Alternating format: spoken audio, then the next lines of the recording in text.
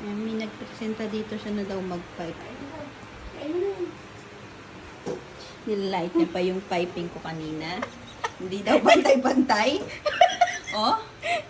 Nakakahiya ah. Hindi daw pantay-pantay yung akin. Hindi kasi ano, ang Ano? hirap kaya kasi second hand na tong piping bag mo eh. Dapat brand May new. nano yan?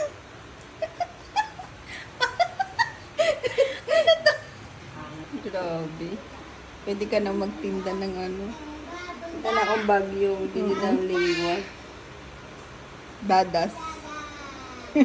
Mm. Grabe. May tuldok pa. Wow.